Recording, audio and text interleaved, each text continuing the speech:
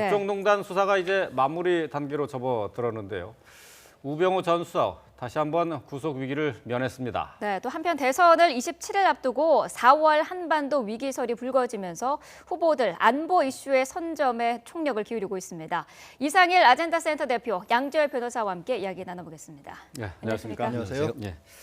자, 조금 전에 저희가 속보로 전해드렸는데 9시 15분부터 박근혜 전 대통령에 대한 서울구치소에서의 방문 조사가 다시 시작이 됐습니다. 네, 이번에 그렇습니다. 5차 조사인데요. 이제 오늘 조사가 사실상 마지막이죠? 그렇게 보입니다. 그러니까 여러 가지 이유에서 이제 당장 주말까지 어쩌면 빨리 기소를 할 것이라는 얘기가 나오고 있는데 네. 그러려면 오늘 조사를 끝마치고 내일 정도에는 정리를 들어가야 금요일에 기소 혹은 월요일에 기소가 가능할 것으로 보이고요. 네. 또 한 가지는 또 어제 같은 경우 지난번 4차 조사 때는 이원석 부장검사가 들어갔거든요. 특수 일부에 예. 뇌물과 관련해서 주로 수사를 했던 것으로 알려져 있는데 오늘 다시 한홍재 부장검사가 들어갔다는 얘기는 이제 한홍재 부장검사가 전반적인 부분을 수사를 하고 그중에 이원석 부장검사가 뇌물에 특화를 했었기 때문에 예. 최종적인 정리를 하기 위해서 처음부터 맡았던 총괄적으로 조사를 맡았던 한홍재 부장검사가 다시 들어갔다라는 해석도 가능한 상황입니다. 예. 네.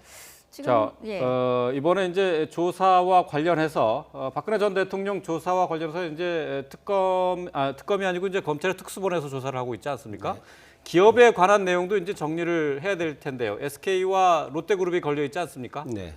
아무래도 뭐 그 부분 다 포함해서 이제 뭐 검찰 그래서는 이제 대선 본선이 들어가기 전에 예. 이런 상황들 좀 마무리 짓겠다라고 해왔기 때문에 계속 속도를 내왔었고요. 네. 재벌그룹에 대한 수사들도 계속 진행이 되었습니다. 그래서 함께 아마 전체적인 마무리를 하면서 이번 주말에 관련된 기소들을 진행하지 않을까 생각이 듭니다. 일단 지금 SK그룹 같은 경우에는 뇌물죄 부분에서 별다른 혐의점이 없다라고 결론을 내린 것으로 알려져 있는데 지금 현재 그 분위기는 어떻습니까? 말씀하신 것처럼 SK는 이제 사면권과 관련해서 혹시라도 특혜를 받은 게 아니냐는 의혹은 있었는데 예. 이게 너무 1대1로 맞아떨어지는 부분이 정확하게 입증하기는 좀 어렵지 않느냐라는 예. 게 검찰 내부에서도 중론이라고 하고요. 네. 다만 롯데 같은 경우에는 실제로 70억 원이라는 돈이 추가적으로 건네갔던 부분도 있었고 그다음에 면세점 특허 같은 것들이 뭔가 처음에 면세점이 없앴다가 다시 한번 제2롯데와 관련해서 면세점 특허를 준 것이 혜택이 있는 게 아니냐. 또 예. 직접적으로 돈이 추가적으로 건네갔던 부분까지도 다른 기업들과는 또 다른 어떤 양상을 보였기 때문에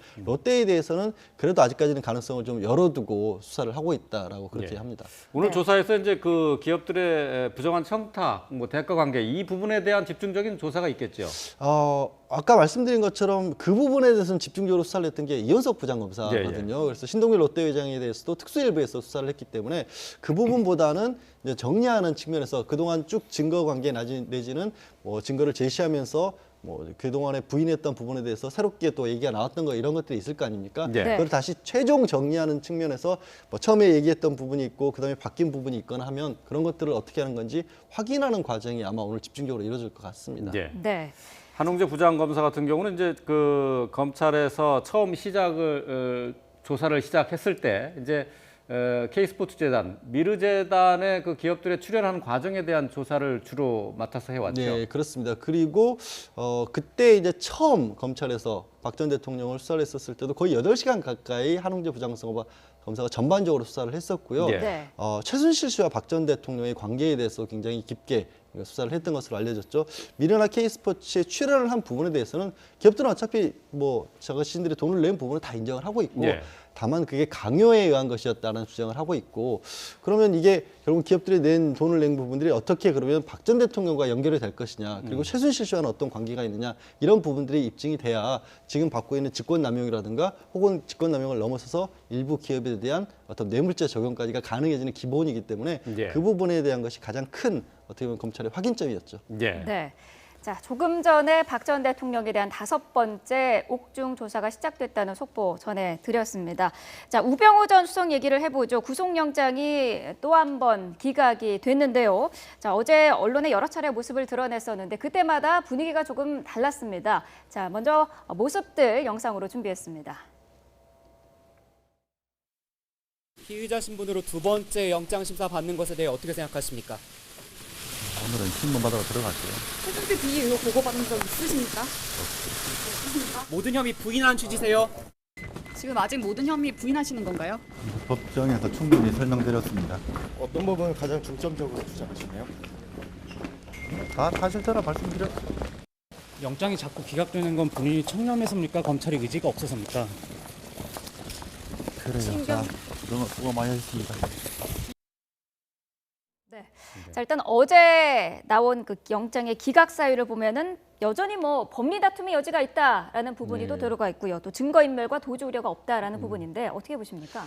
근데 처음에 말씀하신 법리 다툼의 여지가 있다라는 부분이 결국에는 범죄 혐의가 충분히 소명이 안 됐다는 겁니다. 그러니까 네. 범죄 혐의가 충분히 소명이 안 되게 되면 뒤에 사실 증거인멸이나 도주 우려 같은 부분은 크게 검토해볼 여지조차도 남지 않는 거거든요. 예. 네. 그러니까 우지원 수석이 계속해서 주장해왔던 것 같이 본인은 박근혜 전 대통령이 하고 있는 일을 도와줬을 뿐이고 그게 법적으로 어떤 잘못된 것이라는 걸 모르고 했었을 뿐이다. 그러니까 지난번 영장 첫 번째 특검에서 청구를 했었을 때는 이른바 가교 얘기를 하지 않았습니까? 네. 밑에서 올라오는 보고가 있으면 전달을 했을 거고 박 전 대통령이 지시하는 부분이 있으면 충실하게 따랐을 뿐이다라는 거고 그 과정에서 일부 조금 이제 강압적이라든가 아니면 부적절한 어떤 처신이 있었을지라도 불법적인 사실을 알고 한 건 아니었다라는 그런 계속해서 주장을 해왔는데 네. 그 부분이 검찰이 어떻게 보면 법원에 대해서 그렇지 않다라고 주장한 것보다는 판사 입장에서 봤을 때는 여전히 그 우 전 수석의 해명이 더 납득이 갔다 그런 상황이었던 거죠.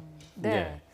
자, 기각 사유를 저희가 정리를 다시 한번 해보겠는데요. 혐의 내용에 대해서 다툴 여지가 있다라는 점이 지적이 됐고요. 증거인멸 및 도주 우려가 있다.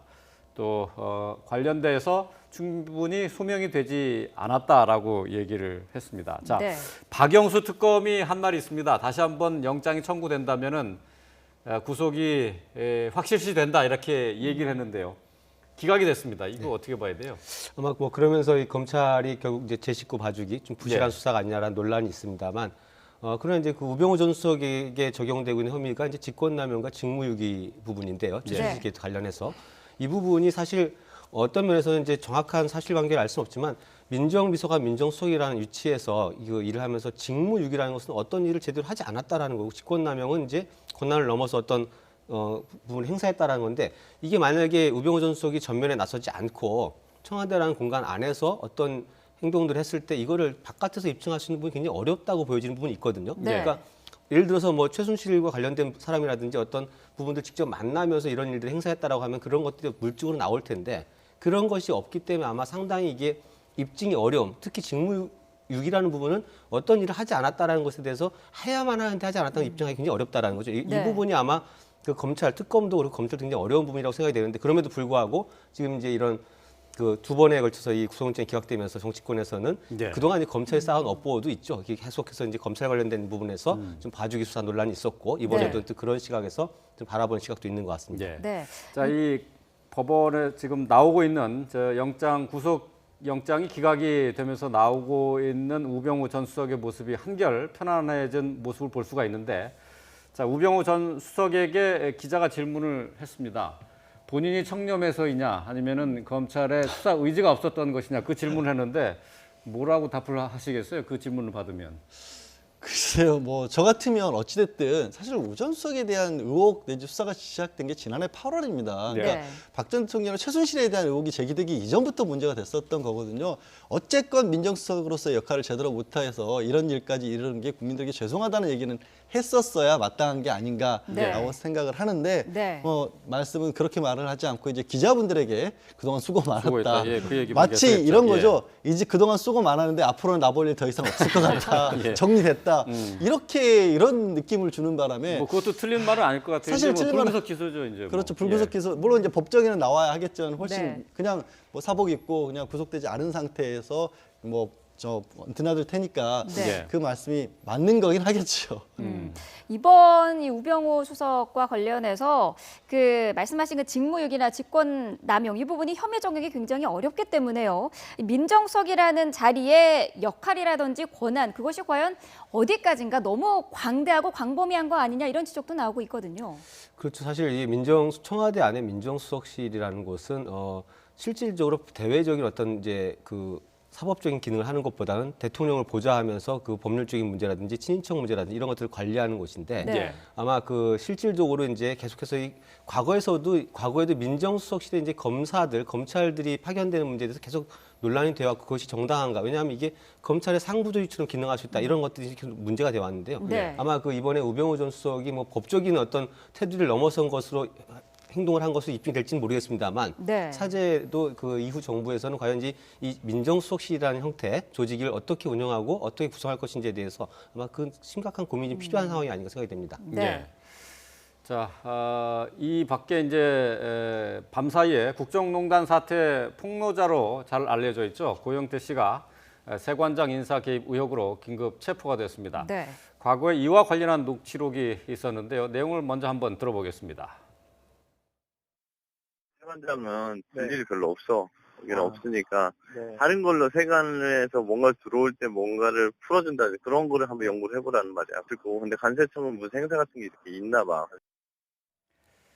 예, 지금 들으신 내용은 고원기획의 김수현 대표가 녹음한 내용이죠. 네, 그렇습니다. 자, 이 세관장 인사에 개입한 혐의인데요. 자세하게 좀 설명을 해주시죠. 그러니까 인천 세관의 세관장 인사를 주선을 했다라는 네. 의혹을 받고 있는 거고 그 밑에 이제 고영태 씨와 친분이 있었던 걸로 알려진 이모 씨가 지금 이제 세관장을 지금은 자리에서 물러났는데 네. 김모 씨가 세관장 자리에 앉도록 주선을 해주고 그 대가로 2천만 원 가량을 받았다라고 예. 이제 주된 혐의인데 예. 그 전에 또 언론에 알려지기로는 어떤 내용도 있었냐면 이제 최순실 씨가 자신의 어떤 사업 협상에 편을 하기 위해서 세관과 관련된 사람들을 자리를 바꿔라라고 해서 고영태 씨가 그 사람들을 알아봐 줬다라는 또 얘기도 나왔었거든요. 그러니까 예. 주도적인 역할을 한 사람이 최순실인지 고영태인지는 아직은 밝혀지지 않았습니다만 어쨌든 그와 관련해서 검찰에 봤을 때 고영태 씨가 뭐 최순실이 알았는지 몰랐는지 모르겠습니다만은 돈을 받은 것만은 명확하게 보이기 때문에 예. 전격적으로 체포를 한 겁니다. 예. 네, 뭐 고영태 씨에 대한 검찰의 조사가 불가피한 부분은 다들 뭐 인정을 하고 있었습니다만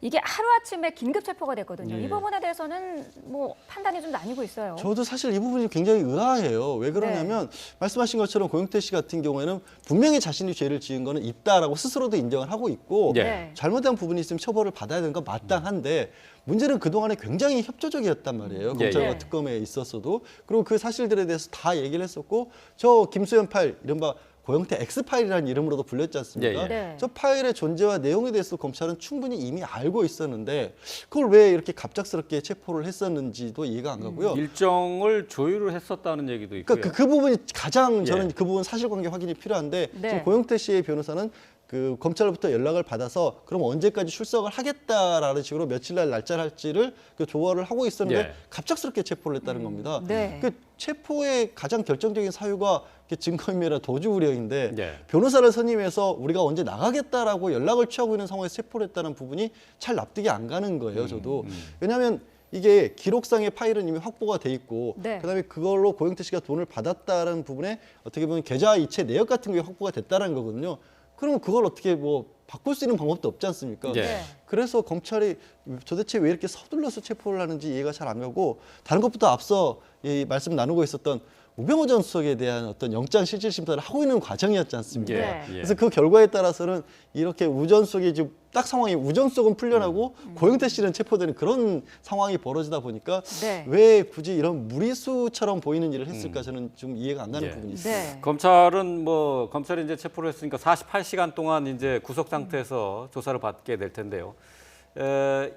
영장을 청구할 가능성이 높다고 봐야죠. 뭐 긴급 체포까지 했으면 그렇지 않겠습니까? 그렇게 될 가능성이 많아 보입니다만 이제 지금 말씀하신 것처럼 그 정체적인 정황상 약간 이제 납득은 안 되는 부분이 예. 있는데요. 네. 고영태 씨는 이게 본인이 이제 여러 가지 최순실 게이트 관련된 것들을 폭로한 당사자이면서 또 동시에 그 사이에 여러 가지 이권에 대한 개입을 한 혐의도 동시에 받고 있는 그런 인물입니다. 그래서 아마 이 고영태 씨를 통해서 뭐 드러나는 부분도 있고 고영태 씨가 받는 혐의도 있는데 예. 뭐 부분적으로는 이제 이 고영태 씨 관련된 행적을 보면서 그걸로 인해서 이제 그 고발의 내용까지도 다 전체적으로 이렇게 불신하는 부분도 있겠습니다만 뭐 내부 고발자라는 것이 전부 다 꼭 이렇게 아주 깨끗한 청결한 사람들만 하는 부분은 아니기 때문에 예, 그 예. 부분에 대한 사실관계들이 좀 명확하게 규명이 돼야 될 것 같습니다. 예. 근데 검찰이 이 부분은 저도 사법처리를 하는 과정에서 굉장히 신중해야 될 필요가 있다는 게 고영태 씨에 대해서 절대 옹호하는 게 아닙니다. 다만 뭐가 문제냐면 지난번에 헌법재판소에서 그 박 전 대통령의 변호인단도 그랬고 일각에서 아직도 이 일련의 사태가 고영태 씨와 최순실 씨와의 부적절한 관계 때문에 벌어진 거다. 예. 고영태 씨가 주도를 했다라는 식의 일종의 음모론 같은 것들도 제기를 하고 있지 않습니까? 네. 아직도.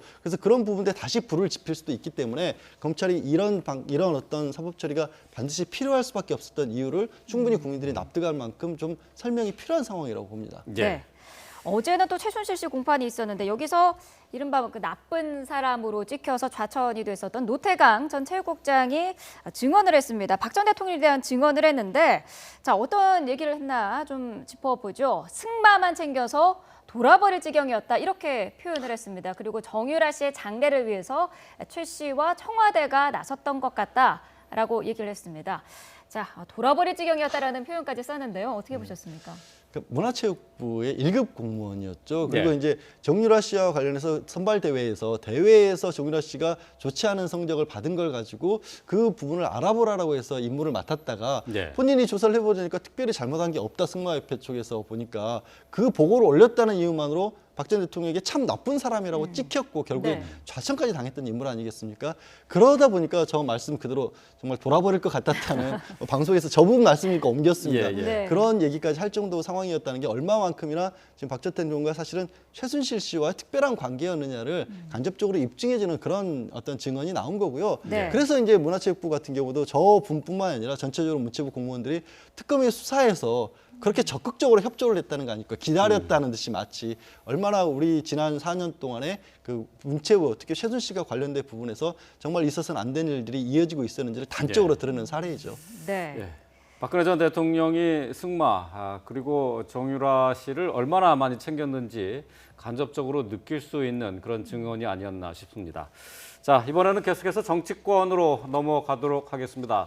자, 이제 대선이 한 달도 채 남지 않았습니다. 그런데 지금 4월 한반도 위기설이 정치판을 흔들고 있습니다. 자, 다시 이번 대선이 안보 대선으로 갈 상황인데요. 지금 현재 나오고 있는 4월 한반도 위기설에 관한 내용을 한번 좀 짚어보도록 하죠. 지금 글쎄요, 이제 미국의 이제 그 북한에 대한 공격설도 지금 나오고 있고요. 지금 이제 항공모함 칼빈슨 함이 다시 한반도 쪽으로 재출동해서 이제 주말쯤에 이제 다시 이쪽으로 넘어오지 않습니까? 네, 그렇습니다. 지금 이제 특히 4월 15일은 북한이 태양절이라고 부르는 이제 네. 김일성 전 주석의 그 생일인데요. 그때마다 대체로 어쨌든 이제 군사적인 어떤 무력 행동 도발들이 있었고 한반도에 좀 위기감이 고조됐는데 이런 상황에서 그 미국의 항공모함이 항로를 돌려서 한반도 쪽으로 다시 선회를 하면서 그리고 특히 이제 트럼프 행정부가 그 중국에 대해서 북핵 문제에 대한 해결 압박을 굉장히 강화하고 있죠. 이런 상황이 겹치면서 우리나라 대선과 이렇게 시기가 맞물려서 다시 안보 이슈가 그 대선 정국에 지금 뜨거운 감자처럼 올라오고 있습니다. 특히 이 문제는 이제 과거에는 이게 북한 문제라는 것들이 정치권에서 이제 만들어내서 형성시킨 어떤 그런 이슈였다라고 하면은 이번엔 현실적인 문제죠. 북한의 어떤 존재와 미국의 어떤 압박 이 속에서 이제 그 국내 대선 주자들의 어떤 대응들이 주목을 받고 있습니다. 예. 네. 자, 그래서 지금 각 후보들이 안보 이슈에 집중을 하고 있는데요. 먼저 문재인 후보는 어떤 입장인지 들어보도록 하겠습니다. 북한이 핵 도발을 계속하고 중국이 북한 핵을 억제하지 못한다면 사드 배치가 불가피하게 될 것임을 직시해야 합니다. 사드 배치 여부는 전적으로 북한의 태도와 중국의 노력에 달렸습니다. 네. 사드 배치가 불가피하게 될 것이다. 이런 부분을 언급을 했는데 그 보수의 표심을 좀 얻기 위한 그런 말이라고 할 수 있겠죠. 충분히 그렇게 해석이 되죠. 이제 문재인 후보 같은 경우는 지속적으로 사드 배치에 대해서는 개인적으로는 반대를 분명히 해왔습니다. 네. 그런데 저 말씀을 잘 들어보면 이 상황 자체가 도저히 나로서 선택의 여지를 주지 않는다라는 그런 어떤 해석이 가능한 상황 아니겠습니까? 네. 불가피해진 것이다. 그리고 북한이 태도를 바꾸자는 어쩔 수 없다. 그러니까 안보 이슈와 관련해서는 나만의 고집을 피우지는 않겠다. 그러므로 보수층에서 혹시 일각에서 우려하는 것처럼 내가 어떻게 보면 뭐 무조건적인 어떤 반대라는 사람이 아니다라는 것을 충분히 보여주고 하는 말씀인 것 같고 사실 그래서 이제 최근에 그 대선 후보들 중에서도 뭐 특전사 출신이시고 일부 잡음이 있긴 했었지만 군 출신 인사들에 대한 영입 작업도 꾸준히 해왔기 때문에 네. 그런 부분에 대해서는 걱정은 하지 말아달라는 그런 말씀을 전하고 있는 거죠. 예. 네. 전쟁이 일어나면은 가장 먼저 총을 먼저 들겠다라는 말도 했었는데요. 자, 안철수 후보도 역시 마찬가지입니다. 안보 이슈와 관련해서 어제 발언이 있었는데요. 잠시 들어보겠습니다. 예, 설득하겠습니다. 결국 대선은 이제 대선 후보 중심으로 치러지는 겁니다. 먼저 중국 정부를 설득하겠습니다. 북핵 문제야말로 한국 안보에 있어서 가장 중요한 문제이고. 네. 자, 국민의당과 안철수 후보 사드 배치 문제와 관련해서는 서로 의견이 갈려 있지 않습니까? 네, 지금 이제 안철수 후보는 사드에 찬성하는 입장이고 국민의당에서는 당론으로 지금 반대하고 있어요. 이 부분 정리가 돼야죠. 그렇죠. 뭐 이제 안철수 후보도 본인의 어떤 사드 문제에 대한 입장을 한번 좀 바뀌어서 이제 그 찬성 쪽으로 돌아선 것입니다만 네. 당에서는 그 당론으로 반대를 하고 있습니다. 그래서 계속 그 후보와 당이 다른 입장을 보였는데요. 최근에 그 이제 당에서 그 후보의 입장을 좀 존중하겠다 이러면서 아마 당론 변경 가능성을 시사했고요. 예. 이 안보 문제에 대해서는 뭐 민주당의 문재인 후보와 마찬가지로 이 진보 진영이 계속해서 이제 현실 대응력 인식이 좀 떨어지는 게 아니냐라는 지적을 좀 피하기 위해서 예. 좀 더 그 강력한 대응 쪽으로 선회하는 그런 움직임들을 같이 보이고 있습니다. 예. 네. 그리고 그동안은 사드 전도사라고 불렸었죠. 바른정당 유승민 후보 입장도 한번 들어보도록 하겠습니다. 사드가 무엇인지, 북한의 핵미사일 문제가 얼마나 심각한지 여기에 대해서 본인은 어떤 대책을 갖고 있는지 말을 바꾸는 후보이기 때문에 네. 네. 자, 유승민 후보 요즘 뭐 표심도 많이 얻지 못하고 있고 상당히 고전을 하고 있는데 이렇게 지금 계속해서 사드와 관련돼서 문재인 후보와 안철수 후보의 안보관을 계속 문제 제기를 하고 있지 않습니까? 네네. 그러나 이제 그동안 과거 여러 차례 선거에서 이제 보수가 그 전가의 보도처럼 썼던 게 이제 안보 관련된 이슈들을 들고 나와서 예. 그 진보 야당의 어떤 불안감 문제를 지적해 왔는데요. 네. 거기에 대해서 충분히 이제 그 지금 아까 뭐 문재인 안철수 두 후보 입장 변화도 보셨습니다만 예.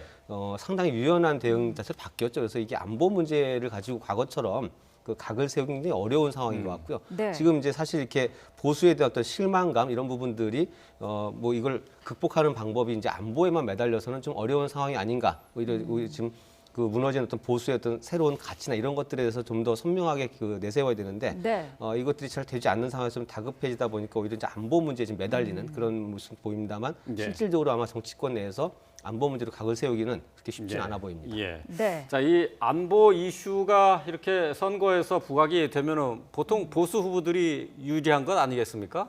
근데 아직까지 뭐 별다른 그런 흐름은 나타나지 않고 있죠. 과거에는 이게 안보나 북한 문제를 대하는 태도가 선명하게 나뉘었었거든요. 이제 네. 햇볕 정책으로 상징되는 어떤 이제 유화, 그다음 대화 국면을 조성해야 된다라는 어떤 그런 진보 진영의 목소리와 네. 안보에서의 어떤 상황은 상대에 대해서 그 똑같은 수준에서 대응해야 된다는 보수의 논리가 충돌했었는데 네. 이런 부분들이 지금 이제 지난해 사드 문제에서 좀 일부 불거졌었습니다만 결과적으로 이 북한의 위협이 계속되는 상황 속에서 진보 진영 야당들도 과거 야당들도 예. 이 안보 문제만큼은 국민 생명과 안전을 최우선하는 쪽으로 입장을 바꿨기 때문에 네. 이것이 이제 어떤 이 진영 논리에서 보수나 진보 한쪽에 유리하게 작용하는 문제로서는 아마 효능이 좀 떨어진 게 아닌가 이렇게 예. 보여집니다. 네. 그래서 그런지 이제 자유한국당의 홍준표 후보는 한 발 더 나가는 우클릭 발언을 했습니다. 어제 YTN에 출연을 했었는데요. 함께 좀 들어보도록 하죠. 지금 우리가 해야 되는 것은 남북의 핵 균형입니다. 91년도 철수했던 미군의 전술 핵을 우리가 들여와야 됩니다. 예. 김정은이하고 친구하겠다고 했잖아요. 그런데 갑자기 지금 말을 바꿔서 두려워하는 대통령이라고 하는데 아마 김정은이는 두려워하지 않을 겁니다. 자, 전술핵을 들여와야 한다. 문재인 후보는 김정은이 그렇게 무서워하지 않을 것이다.